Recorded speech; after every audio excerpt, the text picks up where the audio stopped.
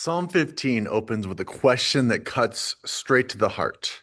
Lord, who may dwell in your sacred tent? Who may live on your holy mountain?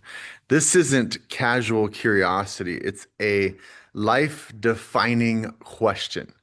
King David, the author, it's not about geography. He's asking about relationship. Who gets to truly live in God's presence? Who is close to him, not just outwardly, but inwardly? In this ancient world, with getting an audience with a king, it wasn't just a matter of showing up. You don't get in line. It was protocol, it was purity, it was prestige. But David, the shepherd king, asked a question in Psalm 15 that flips the script on how we view access to the divine. This isn't just a list of rules. It's a portrait of a person who's been transformed by the presence of God. Lord, who may dwell in the sacred tent? Who may live on your holy mountain? David is likely writing this during the time he brought the Ark of the Covenant to Jerusalem. For Israel, the sacred tent, the tabernacle, was the literal intersection of heaven and earth. The holy mountain refers to Mount Zion, the place of worship. In ancient Israel, God's presence was sacred and set apart. Access was limited. Holiness was not optional, it was essential. Now, notice the words dwell and live. In Hebrew, these terms imply being a protected guest or a permanent resident. David isn't asking how to visit God on Sundays, he's asking who's allowed to move in. And David asked two things: who may dwell, that's temporary, and who may live, that's permanent. God isn't looking for visitors, He's looking for residents. Not people who drop in on Sundays, but people who live with Him daily, permanent residents. We often treat God like He's a convenience store. We pop in when we need something, we get those things we need, but God isn't looking for that. He's not looking for roommates.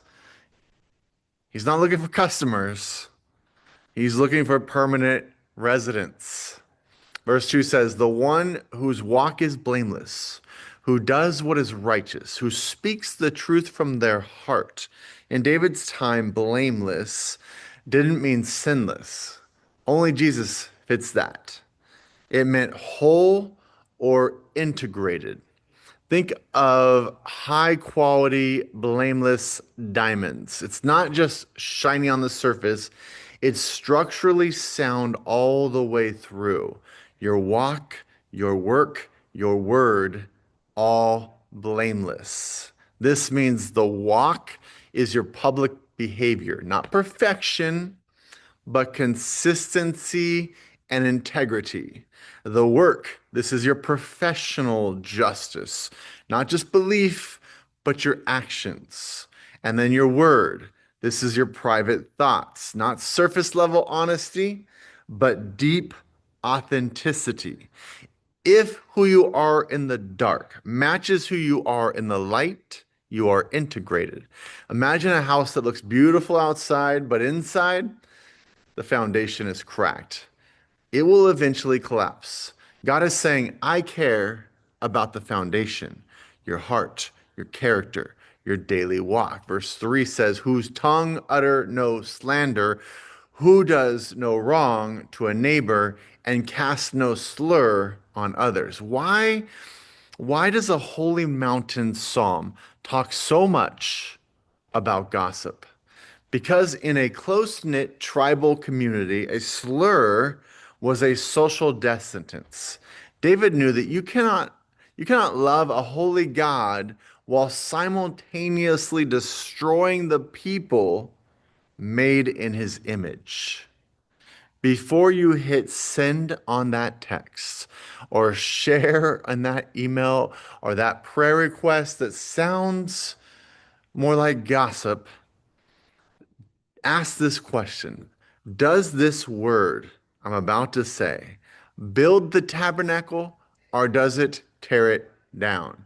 You can attend church every week, but if your words destroy people, you're not living in God's presence the way he desires. Words are like seeds. You can speak bitterness and grow division, or you can speak truth and grace and grow life. Verse 4 says, "Who despises a vile person, but honors those who fear the Lord? Who keeps an oath even when it hurts and does not change their mind?" In the ancient Near East, your word was your legal contract. Imagine you promised to help a friend move on Saturday, but then you get this last minute invite to a VIP sporting event. The Psalm 15 person stays with the boxes and the bubble wrap. Why? Because their integrity is more valuable than their opportunity. They value character over convenience. This verse is about what do we value?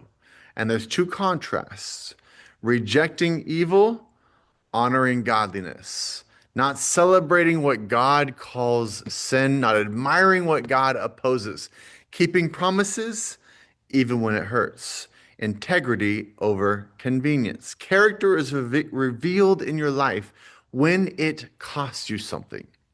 Anyone can keep a promise when it's easy, but God honors those who stay faithful when it's painful. Think of signing a contract you later regret, but honoring it anyway because it's right. That's the kind of person that God says they can dwell with me. Do you admire what God admires? Do you keep your word when it's inconvenient? Verse 5 says, "Who lends money to the poor without interest? Who does not accept a bribe against the innocent? Whoever does these things will never be shaken." Now, David touches on money and justice, and there's two principles: compassion over exploitation, helping the poor without taking advantage, justice over personal gain, refusing corruption even when profitable. The Torah law forbade charging interest to fellow Israelites. Exodus 22:25. It wasn't about being against banking, it was about refusing to profit from someone else's tragedy. The psalm ends with a promise: never be shaken. When the world's economy crashes, when reputations are canceled, and when culture shifts like sand, the person described here stands on the holy mountain. If we're honest, Psalm 15 is convicting. Who among us has never uttered a slur or always kept an oath when it hurts? If this were a checklist for heaven, the gates would be locked tight.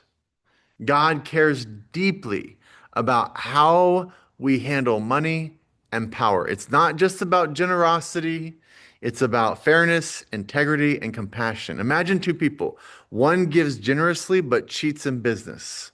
One is fair, honest, and quietly helps others. God says the second reflects my heart. Be generous without expecting something back. Choose integrity over financial gain. There was only one person who perfectly walked the path of Psalm 15, Jesus Christ. He spoke truth from the heart. He kept his oath to save us even when it hurt, the cross. He was the perfect guest who became the host. We don't do these things to earn a spot in the tent.